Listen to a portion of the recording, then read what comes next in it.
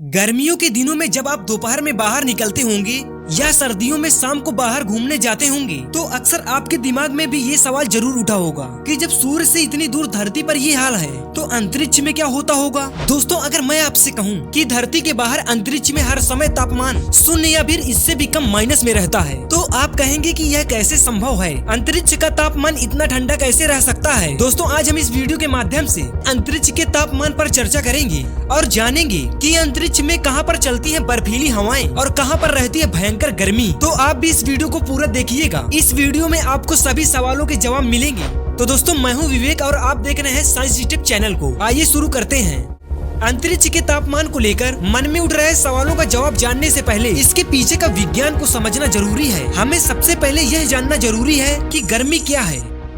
शायद आपका गर्मी के बारे में यही जवाब होगा कि एक टी शर्ट और पजामे में जब हम घूम सके या फिर स्विमिंग पूल में बेझिझक तैर सके तो आप कहेंगे कि मौसम गर्म है। वहीं वैज्ञानिकों के लिए इसके मायने थोड़े जटिल हैं। वहीं वैज्ञानिकों के मुताबिक गर्म का मतलब कणों की गति से जुड़ा है। वैज्ञानिक कहते हैं कि अगर कण बहुत तेजी से वातावरण में तैर रहे हैं तो तापमान ज्यादा होगा और इसका जस्ट उल्टा होना ठंड का सूचक है। आइए जानते हैं कैसे मापते हैं अंतरिक्ष का तापमान। अगर आप सोच रहे हैं कि वैज्ञानिक अंतरिक्ष का तापमान जानने के लिए फ़ारेनहाइट या फिर सेल्सियस का इस्तेमाल करते होंगे तो आप बिल्कुल गलत सोच रहे हैं। दरअसल वैज्ञानिकों को अंतरिक्ष का तापमान पता करने के लिए एक स्केल की जरूरत होती है जो पूर्णतः शून्य पर आधारित हो। इस स्केल को विलियम थॉमसन यानी कि लॉर्ड केल्विन ने खोजा था, इसीलिए इस स्केल को केल्विन के तौर पर भी पहचाना जाता है। और आपको बता दें कि पूर्ण शून्य का मतलब है एक ऐसी जगह जहाँ पर कणों पर कोई भी गति नहीं है। अगर हम दूसरे शब्दों में कहें तो केल्विन स्केल पर उन जगहों का टेम्परेचर मापा जाता है जहाँ पर कण गतिमान न हो।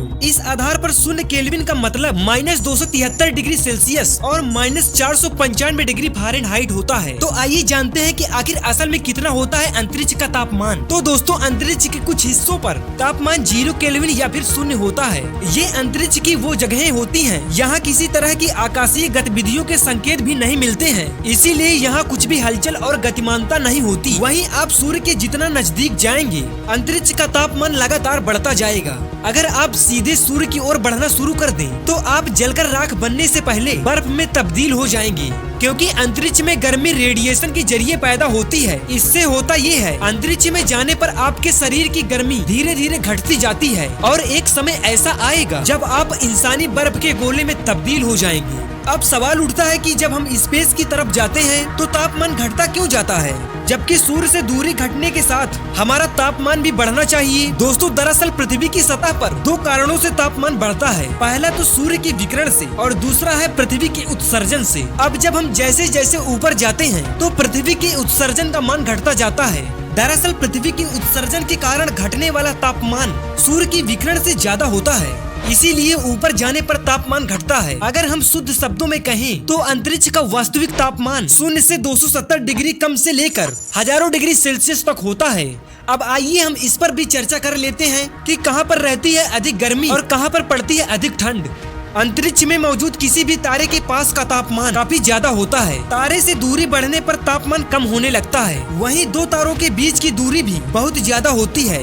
दोस्तों, सूर्य के पास का सबसे नजदीकी तारा उससे 400 प्रकाश वर्ष की दूरी पर है। जैसे शनि ग्रह सूर्य से जितनी दूरी पर है कि वहाँ सूर्य की ऊष्मा तक नहीं पहुँच सकती, वहाँ का तापमान -270 डिग्री सेल्सियस तक होता है। दोस्तों, आज की वीडियो में बस इतना ही। मिलते हैं एक नेक्स्ट वीडियो में।